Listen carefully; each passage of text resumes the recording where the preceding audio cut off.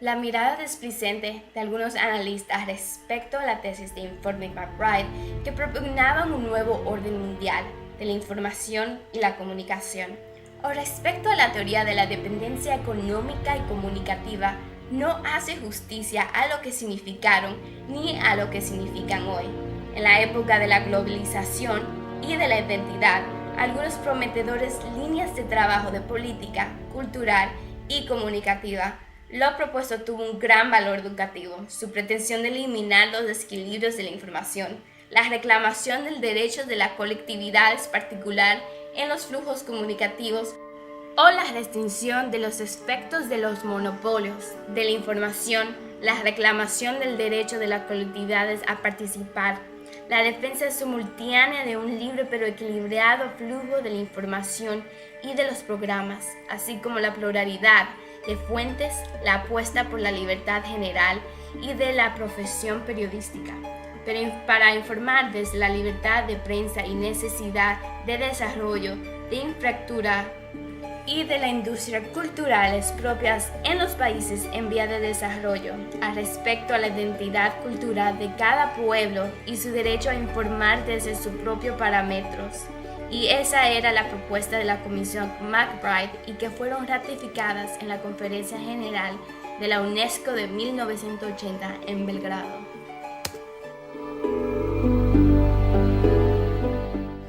Visto desde la antropología o la gestión cultural de colectividades, podían echarse a faltar en el NOMIC análisis más finos sobre las contradicciones sociales y culturales internas, pero aquellos eran tiempos de fracturas y contradicciones rotundas que se abordaban desde los grandes relatos. De todos modos, que los grandes relatos entraban en la crisis a finales de los 80 no quiere decir que la visión fragmentada y caleidoscópica posmoderna o el desarrollo del mito tecnológico por encima de lo comunicacional sea mejor, y que no se deben reconstruir nuevas visiones globales y poliédricas. Además, las líneas fuertes de la política cultural o comunicativa, tanto nacionales como regionales, se suelen guiar por criterios macro, evaluables y explícitos, en los que la dialéctica macro, micro o global local está presente, y que el legítimo interés por lo micro no podrá nunca desplazar. Ciertamente, aquellas propuestas estaban planteadas desde un enfoque vertical, más en el terreno de los principios que en el plano de las contradicciones internas de los países. De hecho, el análisis de los intereses culturales específicos y diferenciados entre las clases y estratos de cada país estaba presente, pero no estaba en el centro de las preocupaciones. Sin embargo, pocas veces una capa intelectual ha trabajado con más denuedo por aplicar aquellos criterios en sus respectivos países con una vocación transformadora, ya fuera directamente en política comunicativa o la lucha ideológica antiimperialista.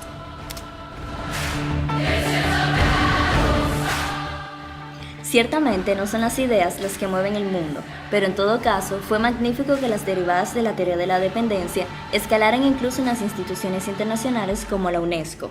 De todos modos, si alguien pudo pensar en una revolución ideológica desde las élites en los países desarrollados, o desde los medios de comunicación, o desde una tecnocracia institucional en los países dependientes, estaba muy equivocado.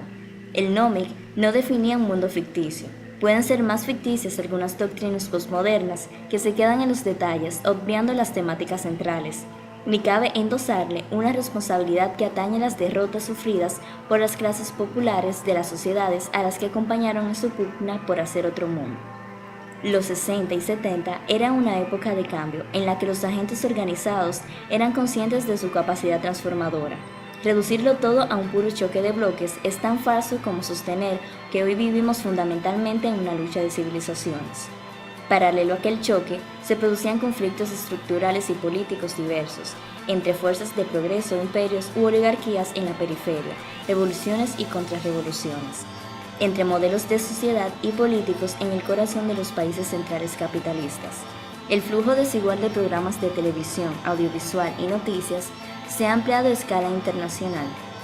y cuando la internacionalización de las culturas debería ser un fenómeno cuatridireccional, es decir, de norte a sur y de este a oeste.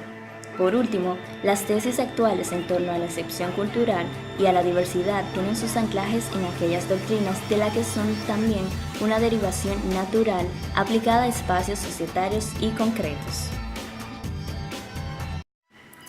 En el 2001, la Conferencia General de la UNESCO establecía que toda persona debe poder expresarse, crear y difundir sus obras en la lengua que desee, y en particular en su lengua materna, y a que se respete plenamente su identidad cultural,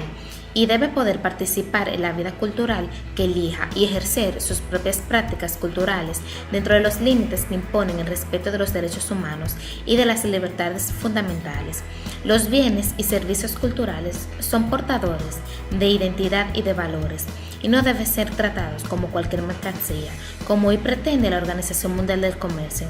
En franco debate con las tesis liberales de la Organización Mundial del Comercio, la Red Internacional de Políticas Culturales argumenta a favor del anteproyecto, considerado que la diversidad cultural contribuye a la cohesión social, a la vitalidad de la democracia y a la identidad de los pueblos, todos ellos componentes esenciales del desarrollo social y económico, por lo que los estados no solo tendrían derecho a tomar medidas para preservar y promover la diversidad cultural, sino que sería su obligación fomentar. La nueva convención ensayaría proporcionar un marco para las políticas que traen de lograr un equilibrio entre el derecho de promover la producción y disponibilidad de los contenidos culturales nacionales o propio y la obligación de permanecer abiertos a los contenidos culturales provenientes de los estados. Con todo, el debate con Estados Unidos, el Reino Unido, Holanda y otros países se centrará en el modo de interpretar la zona de contacto entre los derechos y obligaciones de la Convención y los derechos y obligaciones que tengan los estados, parte en virtud de otros tratados internacionales. Afortunadamente, el debate ya es si los tapujos de antaño aparentemente chocaban libertad, libre flujo e intervención, políticas de comunicación, cuando lo más fuertemente chocaba antes y ahora eran sobre todo la cultura mercancía como cualquier otra y la cultura de derecho e identidad.